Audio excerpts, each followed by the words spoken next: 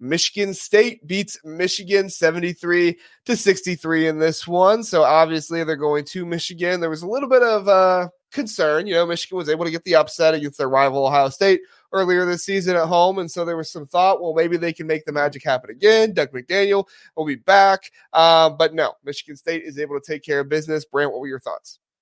Yeah, just another good win for Michigan State. They just need to keep building some momentum.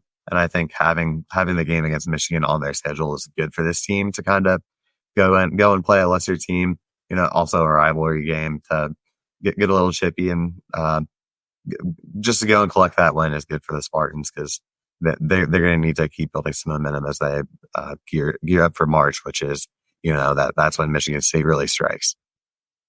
Yeah, exactly. I mean, and they need to keep I'm blanking on his first name, Malik Hall. They need to keep him going, because at the end of the day, like he and AJ Hoggard are going to be the ones that determine what this team is going to be able to do. And Tyson Walker, I mean, he's going to do what Tyson Walker does, but he needs somebody to play next to him and make that stuff happen. So, Kent, what were your thoughts? Yeah, I actually thought Michigan played really well in this game for 35 minutes or 32 minutes, I guess, because the last 7 minutes of the game, they did not score at all.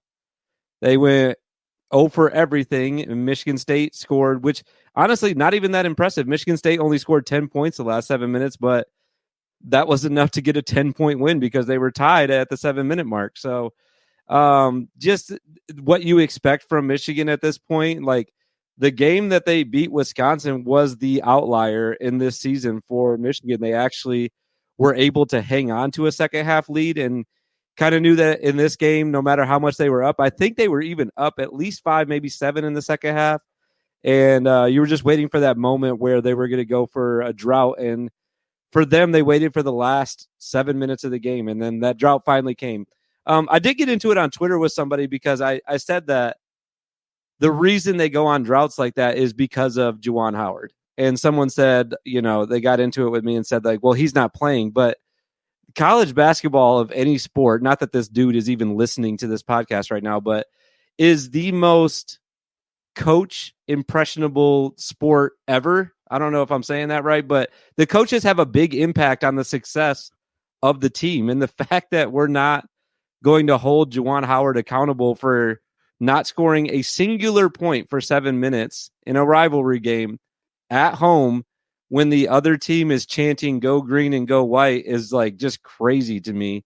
And I look back at like the Ohio State game. They fired their coach and they went and got a big upset win.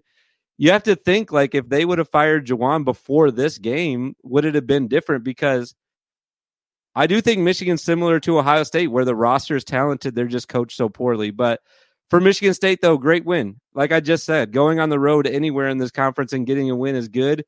And like we've been talking about all year, JR, this team just always finally clicks at the right time, and they always save it for March, the end of February, March, and they're doing it again this year. So going to be exciting to watch them the rest of the year. I'm also cheering for them because they've been so up and down this year. So I'm cheering for them to make a deep run as well. Yeah, I'm probably going to lose my bet to Tricky here and figure out a way to send him a Buckeye, especially considering I do not live in Ohio, so I don't know how I'm going to send him a Buckeye, but I guess I'll get my parents to find one or something. But no, I completely agree. Michigan is a very talented team, and while I do think the bad coaching is different, like I think Chris Holtmann did a good job coaching for like large parts of the game, but then there were just like certain runs where he wasn't able to scheme anything for his guys, and his guys just got three happy, or in the late end of games, like his guys just didn't have the confidence. And with Juwan Howard, like, he lets his guys play and they have a lot of skill and they do a lot of things well. But then at the end of the day, it's like eventually something's going to happen to where the team just kind of falls apart in a part of the game. And just so happened in this one, it was at the end of the game when Michigan State went on a 10-0 run to, essentially win the game toward the end there. So, yeah, I mean, at the end of the day, like there's not much else to say other than like Michigan State figures it out at the end of the season, and Michigan is probably not going to fire Juwan Howard, even though they should. But everything I'm reading and hearing is saying they're not going to fire Juwan Howard, which I think is crazy. Crazy. Yeah. I mean, I've seen all that, but I still just don't even believe it. There's like, what do you gain from keeping him around? They look at him, man, and they're like, "Oh, he brought us to the what was it, Elite Eight or whatever?" Like, "Oh, he," and it's like, that was with John Beeline. but exactly. Like, this is also the fan base, which, like, again, I'm not trying to get into football. This is also the fan base that talks about like Ryan Day is born on third base, which, like, we can get to that, like, and there's a legitimate argument there, but like, let's also talk about how like Juwan Howard had all the dudes from John Beeline, and like, if there's somebody who was really born on third base and got somewhere with like his guys, like, it was Juwan Howard, and he's just fallen off since then. So, I mean, I look at it and I'm like, I'm not trying to make this an Ohio State, Michigan thing, but I do look at it and I say, man, what has Juwan Howard shown us with the players that he's brought in, that he is a viable college basketball, Power 6, Power 5, whatever it is now, coach? I mean, is there anything he's done in your mind, Brant? Yeah, no, there's just not. And now's the time to get rid of him. I mean, there's so many names on the coaching market. Exactly. Michigan's going to get somebody. If they fire Juwan right now, they're going to get somebody that's a proven head coach that can win at this level and is going to, build their program up to better than 8-18. I mean, anyone can make it better than 8-18. Yeah, I mean, especially at Michigan. Like, Michigan's not a bad basketball school. They're a good basketball school. We saw what John Beeline was able to do, and talk about like the academic standards and all that stuff. But look what the football team just did. They have the same academic standards. So, like, it can happen. What do you think, Kent? Well, the football team cheated, right? So, like, that's why.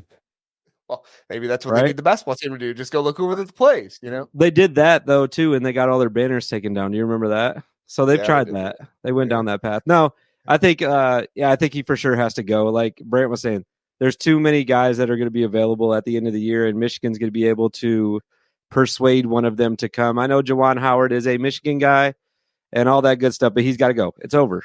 I mean, I mean, I know he's had the runs that he's had in the tournament. Like you said, they were a shot away from a Final Four and all that great stuff. But like Brant said again, it was John Beeline's guys, and one bad season at a school like Michigan is enough to get you fired. And this has been a historically bad year for Michigan, so they got to let him go. Yeah, I mean, if it was like a 500 year, like, I would get it. Like, oh, he made it to the Elite Eight, stuff like that. But they're 8-18. It's bad. I mean, the team's bad. Like, and they're talented too. That's the tough part. So, any more thoughts, Brant, before we move on? Yeah, no, I would love to see Juwan stay if just being an Ohio State friend. But that's my thoughts on the situation. There you go.